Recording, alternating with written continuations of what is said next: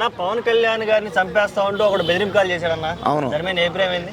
ఎవడ పోయాడు ఆడికి ఏమైనా మెంటల్లా పిచ్చి ఆడేమన్నా క్రాక ఆడెవడో కానీ పోయా దొరికాడంటే మాత్రం పవన్ కళ్యాణ్ ఫ్యాన్స్కి మా పవన్ కళ్యాణ్ ఫ్యాన్స్కి జన సైనికులకి జన సేవకులకి దొరికాడంటే మాత్రం ఆడికి ఉంటుంది పోయా. ఆడెవడో కానీ ఒరే నువ్వు అర్జెంటుగా ఏదైనా పక్క దేశం పారిపోవు, ఒకవేళ దొరికినావంటే మాత్రం నీకు ఉంటుందిరా.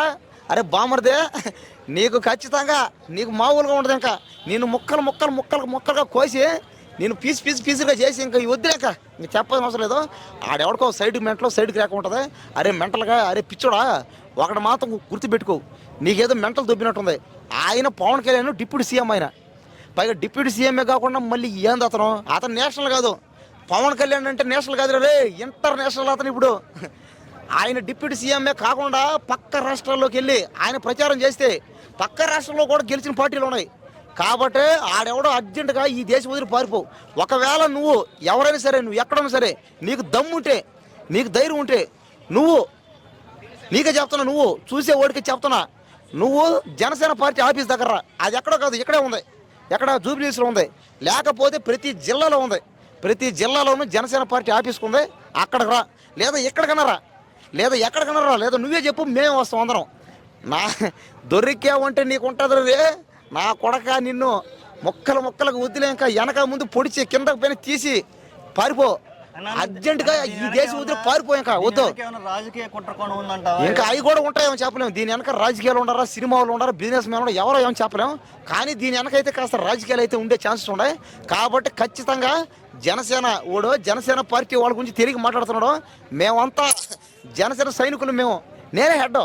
ఈ హైదరాబాద్లో జనసేన పార్టీకి, జనసేన ఫ్యాన్స్కి, పవన్ కళ్యాణ్ ఫ్యాన్స్ కూడా నేనే మొత్తం. రే నాకు కానీ దొరికా ఉంటే రే ఎవడాడు ఎక్కడికి వచ్చినా సరే మర్డర్ చేస్తా, నీ ఇష్టం.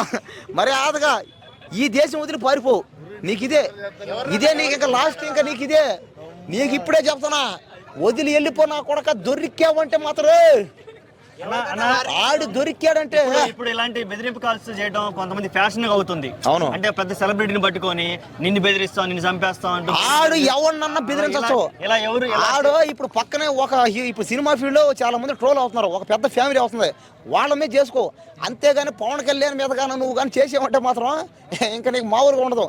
అంటే నువ్వు ఎవరి మీద మాట్లాడుకో. ఇంకా కావాలంటే ఇంక నువ్వు పక్క స్టేట్కి వెళ్ళు, లేదా వాళ్ళని వీళ్ళని గెలుకో. కావాలంటే నువ్వు ఇంకా ఏ బిజినెస్ మ్యాన్లో, పాలిటిక్స్లో ఎవరైనా గెలుకో.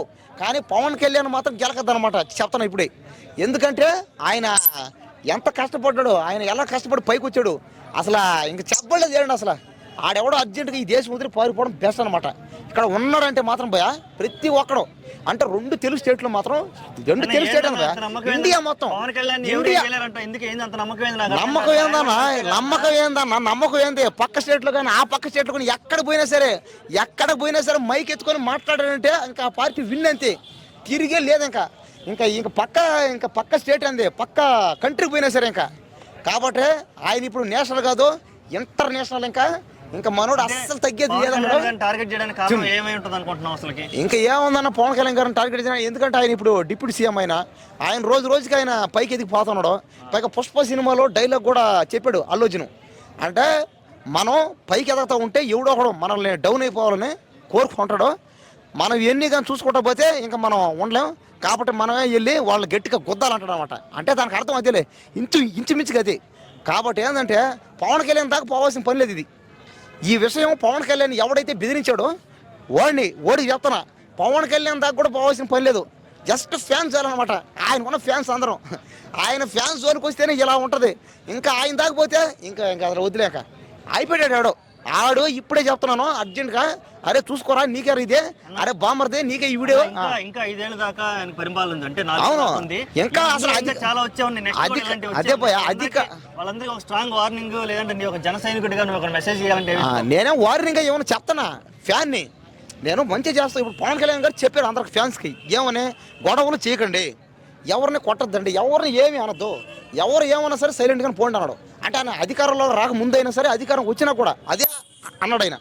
అంటే ఏపీలో కానీ ఎక్కడైనా కానీ ఆ పార్టీ వాళ్ళ మీద ఈ పార్టీ వాళ్ళ మీద గొడవలకి పోవద్దు, ఎవరిని ఏమి అనొద్దు, ముఖ్యంగా మహిళల్ని, లేడీస్ని ఏమి అనొద్దు అని చెప్పాడు ఆయన.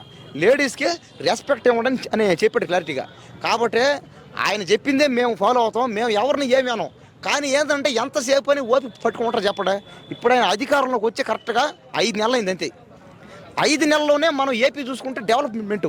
ఇప్పుడు 5 నెలల్లో 5 నెలల్లోనే ఏపీలో చాలా మార్పులు వచ్చాయి. అంటే కొత్తగా పథకాలు వచ్చాయి, మార్పులు వచ్చాయి. ఇంకా డెవలప్మెంట్ అయ్యే ఛాన్సెస్ కూడా ఉన్నాయి. ఇంకా ఏది ఇప్పుడు ఏపీ ఇప్పుడు సింగపూర్ లెవెల్లో డెవలప్మెంట్ అయ్యేదానికి ఛాన్సెస్ ఉన్నాయి. కాబట్టి ఆయన ఇప్పుడు డిప్యూటీ సీఎం నెక్స్ట్ అంటే ఇంకొక 5 సంవత్సరాల తర్వాత ఆయన సీఎం, పక్క సీఎం ఆయన అంతే. పవన్ కళ్యాణ్ గారు ఇంకా నెక్స్ట్ ఇంకొక 4 ఏళ్ళు ఓపిక ఉంటాం మేము. ఇంకా ఖచ్చితంగా ఆయనకు సీఎం అవుతాడు. ఆడెవడో అర్జెంటుగా ఏదైనా పక్క చేసి పారిపోవు. ఇక్కడ ఉన్నావు అంటే నిన్ను మేమే చేసేస్తాం అంతే.